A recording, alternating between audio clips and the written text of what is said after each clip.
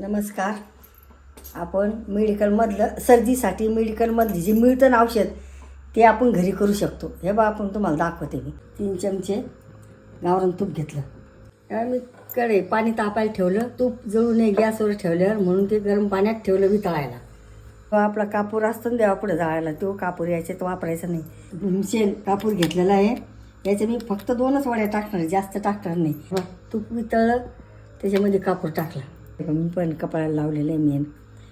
हे बाई मदच असतं एवढं मेन मी त्याच्यात टाकणार. हे बघ